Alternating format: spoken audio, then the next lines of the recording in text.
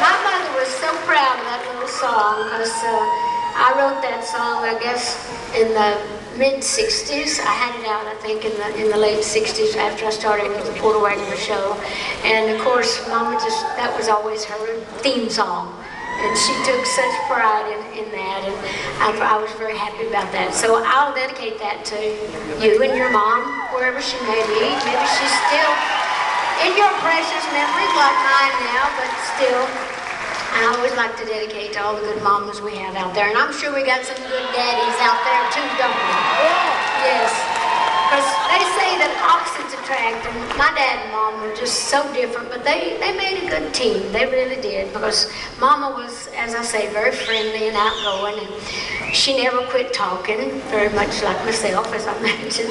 My daddy, though, he hardly ever said anything to anybody unless you just asked him something. He would just answer you, and he was not one for a lot of conversation. And my dad was basically very shy.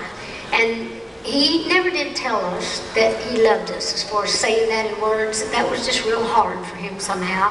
When he got older and started getting sicker, well, we'd just make him say it, but anyway.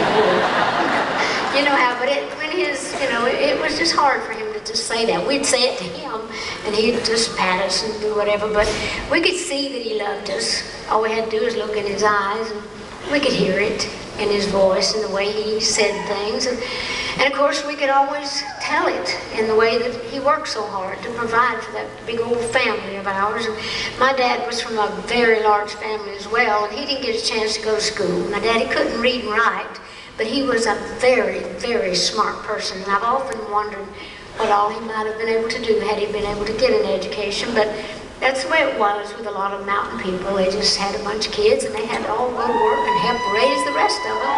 But my daddy was so proud of me when I started the Imagination Library, which is our literacy program where we give free books to children. We've given out about 40 million books now since we started this program. And I'm very proud of that. So we give books to children from the time they're born once a month until they start kindergarten. So it teaches them how to love books and how to learn to read. And they're going to grab somebody because the little book comes in the mail with their little name on it. So they run to the box, they know it's theirs, so that gives them an incentive. But anyway, getting back to my dad. My daddy got to live long enough to see the Imagination Library really take off, and the kids were calling me the book lady, and my daddy was prouder of that than the fact that I'd become a big star. You know, he thought that was the greatest thing in the world. So, and I started the program because of my dad and a lot of my relatives like him, and just friends and neighbors around. So anyhow, I always think of Daddy when I sing this song, because as I was talking about, my dad didn't get an education, but if I have any business sense at all, I'd like to think I got that from my daddy, because I got the music for sure from my mama's side of the family. But my daddy was just one of those people that just could make anything work like Mama, but he did it in his own way. He had a lot of that good old common horse sense, they call it, street smarts, I guess they call it in the city. But anyhow, this one particular time, my dad went up to Detroit, Michigan to work at the Ford plant, and he never had been out of Sevier County. He didn't last long in the big city, and he said, well, if this is what it takes, I don't know what I'm going to do, because I'm going back to the Smokies, and I'll live and die there, and I'll raise my kids the best way I know how. And he did a fine job, if you ask me. And this next song is one that was inspired by people like my dad and a lot of country people that were trying to follow a bigger dream, to have a better life. And anyhow, this one is a song that I call Smoky Mountain Memories.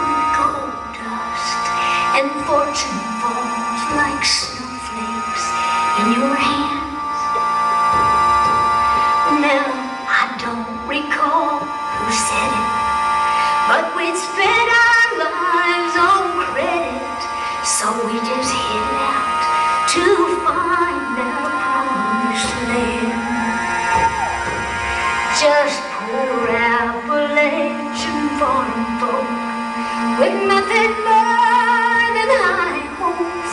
So we hitched our station wagon to a star, but our dreams all fell in on us, 'cause there was no land to promise. Lord, it's a struggle just keeping sight of who you are. Oh, and these northern nights are dreary, and my southern heart is weary, as I wonder how the old folks are back home. But I keep leaning on my Jesus to